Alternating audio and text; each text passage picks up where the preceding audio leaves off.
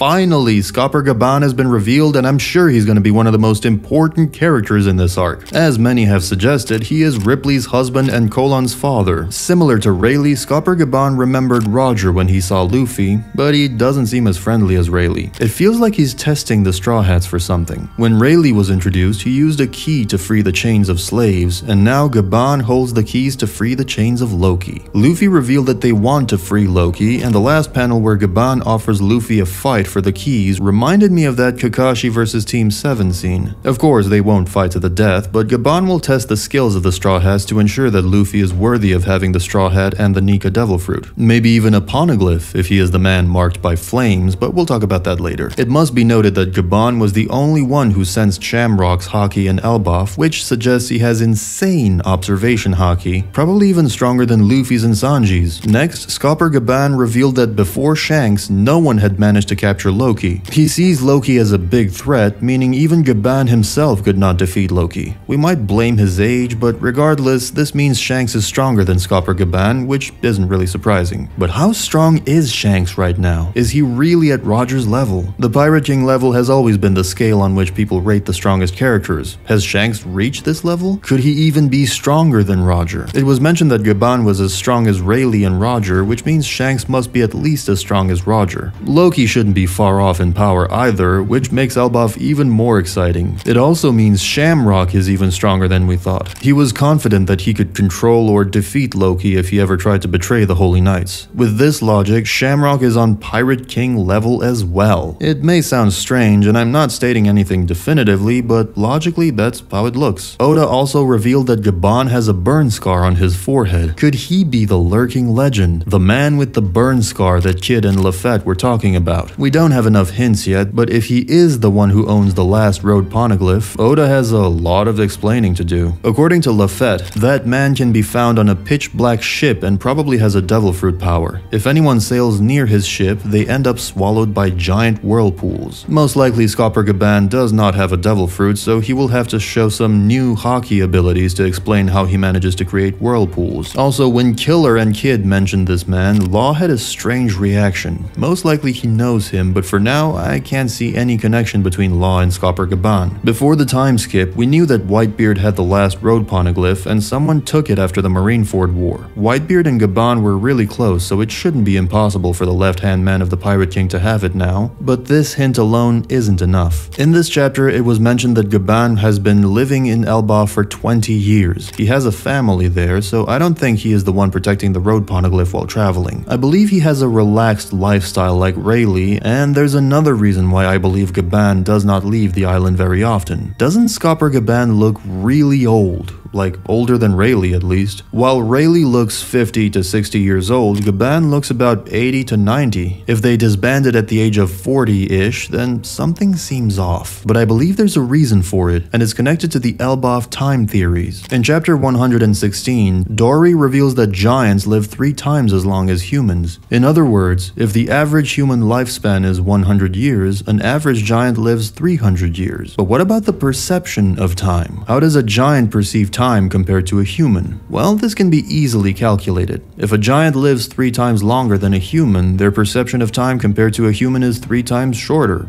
In other words, 30 years to a human feels like 10 years to a giant. 3 years to a human feels like 1 year to a giant. 3 days to a human feels like 1 day to a giant. 3 days. Does that sound familiar? Did you notice that Oda made a note that giants drink for 3 days? Why is that? Because 3 days for giants feel like the equivalent of 1 day for a human. A giant's 3-day celebration feels like a single day of celebration for humans. In chapter 1136, people mistakenly theorized that Shamrock was already at the banquet, but the giant was referring to the real Shanks. Keep in mind what we now know. 3 days feel like 1 day to them. In other words, Shanks left 2 days ago, but for them, that felt like 2/3 of a day. There's also a warning from Louis Arnault. Do not overstay your welcome here. Time remains constant, there is no time loop, but those who stay in Elbaf too long eventually begin to perceive time at the same rate as the giants do. 3 days will feel like 1 day, and 30 years will feel like 10 years, but unlike giants, humans don't age slowly.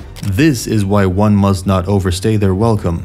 That is the secret of Elbaf. But it doesn't just apply to the characters. Have you noticed something odd about Oda's pacing recently? Despite the grand scale of things, the Straw Hats are taking no time to get to their destinations. How did the Straw Hats reach the Sun Realm in what felt like moments? How did the Holy Knights reach the underworld so quickly, even with a bird? Even Zoro and Luffy going to the outskirts of the village and the trio reaching the castle should take a long time given the scale of things. That's because more time has passed than we realize. We as readers are also perceiving the story at the same rate as giants. This is Oda's comical twist. The real question now is, how much time has already passed? What is happening outside of Elbaf? Maybe the Blackbeard versus Shanks fight has already happened. Anyway, this is my explanation for why Scopper Gaban looks much older than Rayleigh and why I believe he has been staying in Elbaf all this time. Meaning, I don't believe he is the man with the burn scar, even though he has a burn scar, like many other characters. Now let's talk about probably the most important part of this chapter, power scaling between the Roger Pirates and the Straw Hats. In Japanese, Gaban is not stated to be equal to Roger and Rayleigh. Instead, Gaban stands shoulder to shoulder with them. This highlights his role as the left hand alongside Roger and Rayleigh the right hand without implying equality. It is the same phrase used for Luffy standing shoulder to shoulder with Shanks. Also, even if Scopper Gaban was as strong as the other two, it does not automatically mean that Sanji and Zoro are equally powerful. For me, the Roger Pirates are more like the red-haired pirates, and Roger, Rayleigh, and Scopper Gaban are much closer to each other in terms of power level than the Straw Hats, and I'll explain why. We know that all Roger Pirates were hockey monsters. Scopper Gaban seems to have the strongest observation hockey, Rayleigh has the strongest armament hockey, and Roger has the strongest conqueror's hockey. Roger also had the voice of all things and was a natural-born leader with a friendly personality like Luffy. But the difference is, Roger did not have a devil fruit. On the other hand, Rayleigh and most likely Scopper Gaban also have Conqueror's Haki. This clearly explains why it's entirely possible that Roger, Rayleigh, and Gaban were really close in strength. Oda revealed the same about the red-haired pirates, saying that they are the most balanced crew in One Piece. Most likely this is because they're all Haki monsters with no devil fruits. But the situation is different with the Straw Hats. Luffy has one of the strongest devil fruits in the series alongside powerful, advanced Haki, so for me, Luffy is clearly stronger than Zoro. I don't believe that Zoro can defeat either Kaido or Kizaru in his current state, but if we compare Rayleigh and Scopper Gaban to Zoro and Sanji, it makes more sense. Even Luffy compared Sanji to Gaban in this chapter. I won't compare Scopper Gaban to Rayleigh in this video because we still have to see his full strength, but logically, Rayleigh must be stronger, at least because he's the right-hand man and silver, while Scopper Gaban is the left-hand man and copper. This chapter made a lot of people believe that Sanji is as strong as Zoro, but for me, the Sanji versus Zoro debate should not even exist at this point, and there are many reasons for that. The first reason is the same as in the Roger Pirates. Zoro is the right-hand man and Sanji is the left-hand man. The second reason is that Zoro always fights the number 2 of the enemy crew while Sanji fights the number 3.